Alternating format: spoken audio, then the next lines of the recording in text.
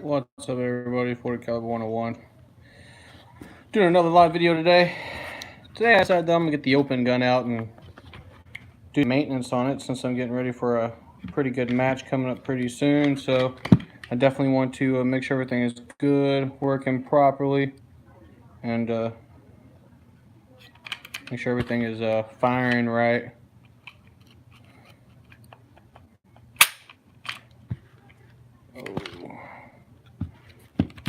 So that's what we're doing right now. Checking the poundage, make sure everything is good.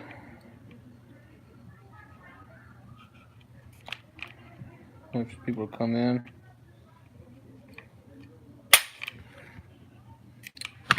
Pretty good weight. Wasn't too bad. Sitting at about right around 2.5 pounds on my trigger pull. So we're gonna do a little bit of cleaning today, though. Gotta oil it up, get it ready for the Texas Open. So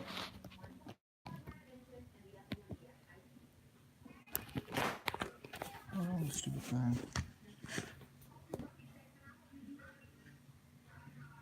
Stupid phone is not wanting to work right today, so it keeps freezing on me. Yeah, we got power custom now. It is unloaded. Make sure everything just works smoothly. So checking the red dot. Make sure it's all working right. Getting ready for a match, so I'm taking it out to the range Saturday. Today's what, Wednesday? 3 days from now. I'm gonna take it to the range. I'm gonna do some practicing and everything. I get ready for the Texas Open. So, but yeah.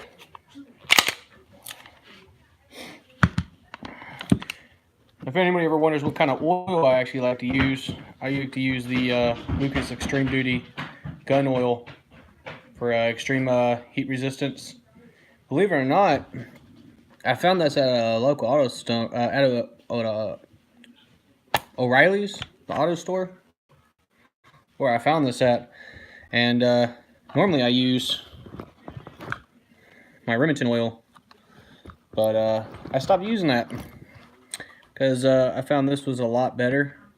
Keeps my gun oiled a lot longer, so I really like it. But as for cleaning my bore and all that stuff, I'll use this Remington rim all in bore cleaner, and it's got a it's like a paste pretty much. It comes with my Extreme Duty, my squeegee kit, but when you squeeze it, it's like a little paste that comes out. See if I can get it to work right. But yeah, it's like a little paste that pretty much comes out. And what's up, Terry? Got the nice little open gun out. Getting ready to clean for the Texas Open, so I'm gonna go shooting Saturday. But yeah, that's the paste I'm talking about. So it looks like that. It's a bore cleaner, if everybody wants to know. So that right there works great, and then of course my Lucas gun oil. So yeah, I'm getting some maintenance done. Gotta get this bad boy oiled up real nice. Like I said, getting it ready for the Texas Open, so it's gonna be good. And I like this thing also because it has a little precision needle, so you can put it exactly where you want it every time. So, and I pretty much oil up the necessities where it needs to be oiled. And for oiling, believe it or not, with these open guns, you really don't have to take them apart. You can do everything from inside the extraction port if you need to, just to lube it up. And a lot of people ask me where you lube. Anywhere that metal touches metal, that's always a good spot to start. It's like slide rail, the frame rails. Of course, I lube my barrel up. You can see it's still pretty lubed up from when I had it in storage when shooting season ended. So I'll put a little bit inside the comp, keep it nice and oiled up as well. Just in the corners, and I'll rub it around in there.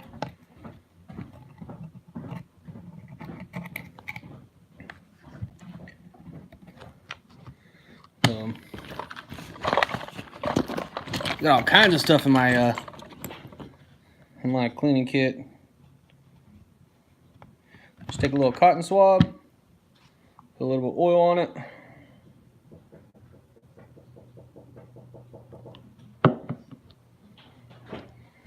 And just get inside that comp. Hit all those small crevices. It's always good to keep your compensator nice and oiled up. A lot of people always forget about this part. It's always a good thing to clean it and oil it up though. Because it might be Cerakoted, but guess what? It does fade after a while and it will rust. And you definitely don't want a rusty comp. I'll put a nice little coat on the outside. Not too heavy, just enough to keep it from rusting. See, a lot of people do leave it dry because it is Cerakoted. But me, I shoot whenever the season's pretty much big. So my gun, of course, me driving, my gun does stay stored. So over time, it will rust. And I don't like my gun rusting, and especially for storage. So storage is always good to keep it lubed up.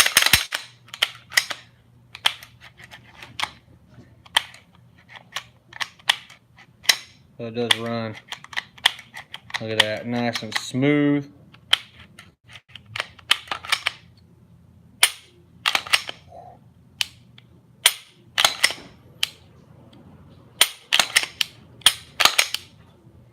I say she's ready to fire. What do you think, Terry? Does she look ready to fire? I think she's ready to fire, man.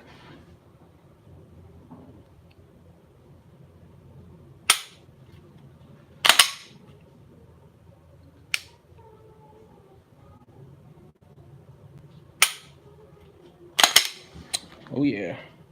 I was doing some dry firing earlier too. Drawing from the holster. So I'm gonna take her out this weekend. I'm gonna let her run a little bit. She's been wanting to run, so I'm gonna let her play. Make sure she's happy. Got all this dust and stuff out of my mag well.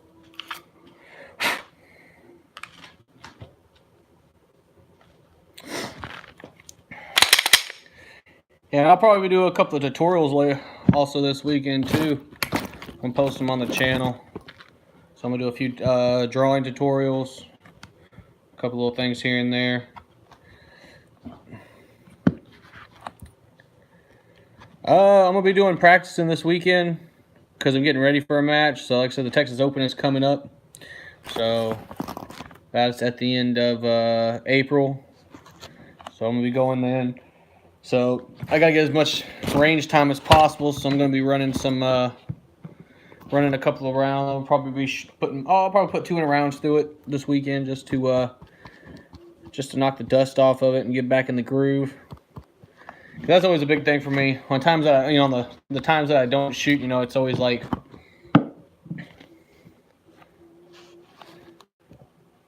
yeah, I'll definitely put some up on the Facebook page. That's no problem.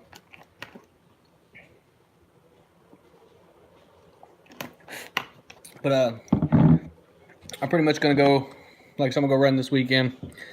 I'm gonna go half speed, of course, because it's just practice. I don't do full out on practicing. I only go about half speed. So, because I want to get my fundamentals down, make sure my groove is down. Because if I could do it half speed, then I get my fundamentals down, then it's the same as if I'm running at full speed. I'm not gonna try to kill myself here in practice. There might be some times, of course, I do end up running a little harder if I get into the groove. So we're gonna go do some setups over at my local range at Trinity gun range. So we're gonna go hit that up. and have some fun. So, god dang it, I left my mags in my room. I'm supposed to clean my mags. Yeah, I do only open right now. Like I said, I do have a limited gun being built that's in the works, so I am going to be transferring to limited. But I've always shot open. That's pretty much my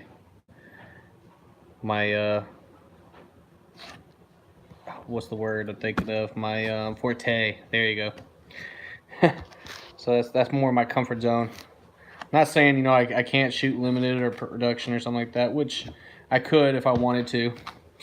I just, you know, I just like playing with my open gun, so I'm able to have, and the reason I do that because I'm able to have more rounds and more versatility with my gear set up and making it comfortable for me. So, but that's just how I run. But like I said, it is going to be coming in the works right now. I do have a limited gun being worked on, so Bobby is going to be making me a limited gun, and it's going to be in a 40 Smith & Wesson. It's going to be a Glock 35, so I'm going to be shooting major.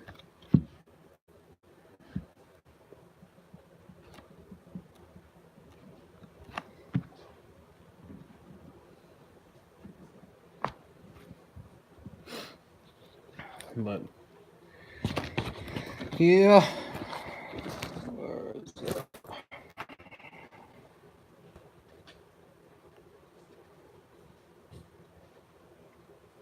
I'm about to go probably check the zero on this thing as well, so that's definitely going to be another thing I'm going to be doing. So I'm going to be checking the zero.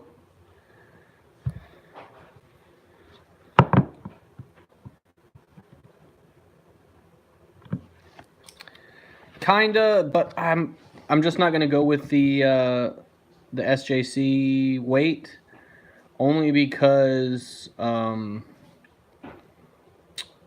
run a double alpha holster, so I don't run the CR speed, so I'd have to get my CR speed modified, and I don't want to do that because right now the way I have my CR speed, I'm able to also run my Smith & Wesson M&P out of it if I need to by putting the adjustment plates in it. So I don't want to mess it up or have it cut or anything like that. But I mostly run my my double alpha, so I'll still be able to do that. But if I were to get the SJC weight on the end, I wouldn't be able to run it. Yeah, and that's yeah, they're heavy. They're made for that because, like I said, for, you know, it pretty much takes away what I have on my gas pedal, where I can just push it down, you know, and keep it down and keep from flipping. So with the end, because it doesn't have the comp at the end of the limited gun, so it's pretty much taken up for that. So yeah, a lot of people really don't run those weights. You'll very rarely see anybody running those weights. So like I say, I don't run them though. I wouldn't run it, but it's pretty much gonna be the same way, except I'm gonna have I am gonna do some skeletonizing on the slide to make it a little bit lighter. And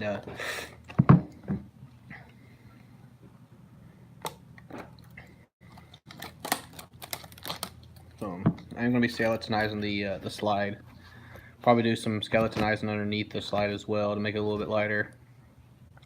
That's what I really wanted to do with this, is I want to do some skeletonizing on the slide here, up on the top, but I decided not to. It's already light enough as it is. Well, it's not really light. It's heavy, but you know, it's light at the same time. And the only reason I was going to do the skeletonizing is for the slide rack, but the way that mine's set up, you know, it racks back pretty quick, so I don't have to really worry about that. So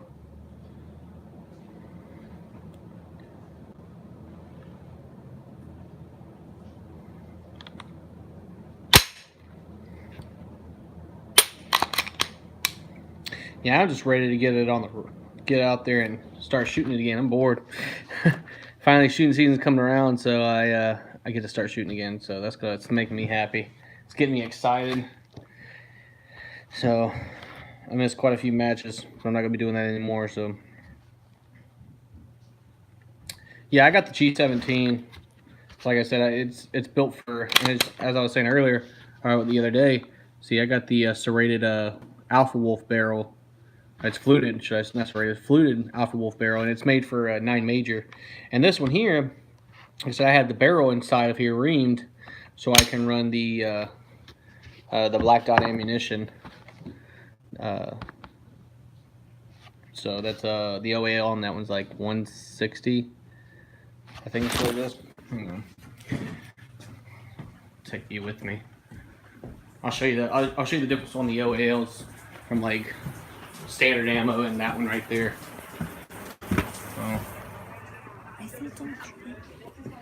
But yeah, let me find that ammo real quick and I'll show it to you. I've got too many bags. So I got this bag here. It's where all my gear and my gun goes. And I got my ammo bag, my actual range bag.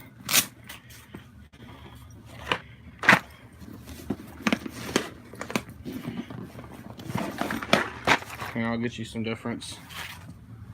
If I could find my gauge, that would be nice.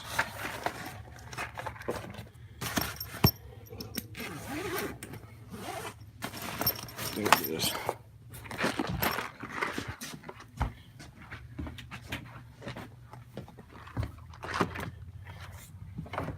Alright, so I got the ammo. I'm going to show you the difference between, like I said, I'll show you the difference between the stock or bulk ammo pretty much.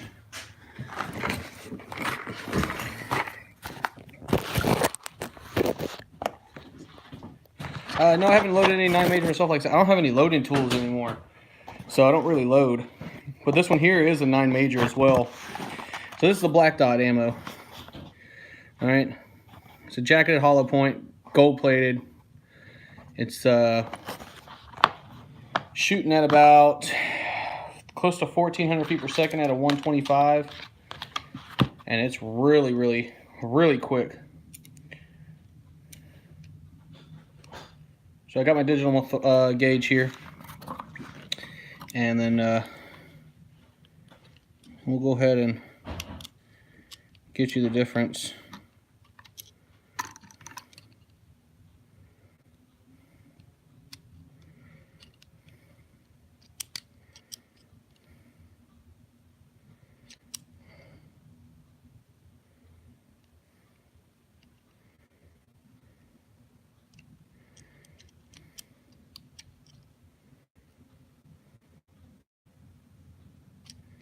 So this here is a 1158, so it's a 1160 is what it is, okay? So 11585, so these are 1160 is what they come out to be. All right, this here is Blazer brass. Like I said, that's the other ammo I used to shoot. Now compare that to this. See the difference? There's a gap in there. That's standard velocity ammo. All right. So this is standard ammo. All right. I'll get it down there. All right. Get back there. There it is. And these are 1150s. So 1150, see if I can get it. So 1150 compared to 1156. Might not seem a lot, all right, but if you look at it side by side, you know, it doesn't seem like a lot. But running it in this gun without having the barrel reamed, every time I would rack around this right here into the chamber, it would fire the first one perfectly, but as soon as it go into the second one, it would squid on me. All right, so it would get stuck. It wouldn't go in all the way. Because I was able to run this fine because that's what these barrels are made for, 115s. All right, not 116. So I only had to go, what was that? 100,000ths of an inch, just have it reamed out, so slightly. I could still run these too. All right, there's no real difference at all. It's literally just, you know, it is literally, I'll get it down there for you and I'll show you what it is.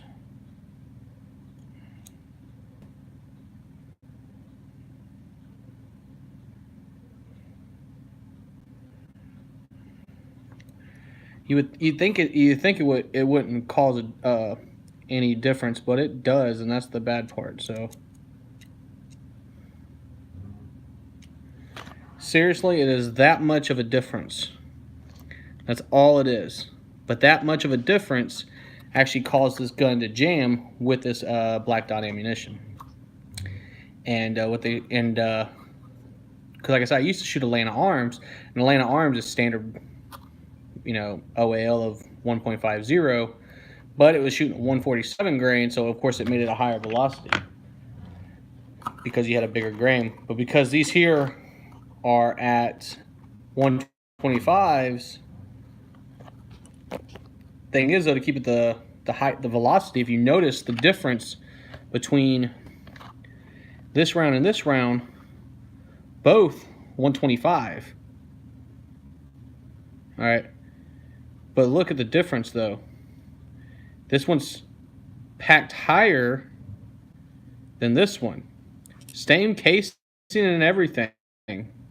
Same exact casing. Okay, same length on the casing, 9mm, of course.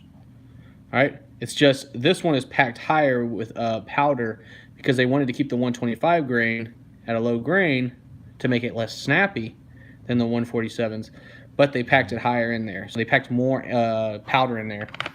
And that's what gives it that really, that's why I had to get it reamed if I wanted to use it. It's because, like I said, I dropped Atlanta Arms and I went along with these guys. So, but that is literally the difference. So, yeah, it's not seated as deep. And that's why a lot of people, that's why they're able to still run the 125s, because they don't seat them as deep. So it makes it a lot, you still get that major factor. They're just putting more powder in it. I can't remember how many grains of powders in there. It's like, I would have to rescale it to tell you exactly. But those, like I said, their ammo though, their ammo is very accurate. All their ammo is looking at about 124.5, 124.6. So it's like a 120, or yeah, so it's like 125 pretty much. There's like a 0.1 variance in between each and every one of those rounds, so they're very, very accurate, loaded properly. Now the grain, of course, the grain of powder is exactly the same no matter what. I cracked open like 4 or 5 of them, and they were exactly the same. So, what? My daughter. She's coming to tell me she loves me, so. Just took a bath. Oh, yeah. That's why you see my hair. Okay. But yeah, so that ammo is amazing, and I love that ammo. That's why I tell a lot of people, if they want to use this,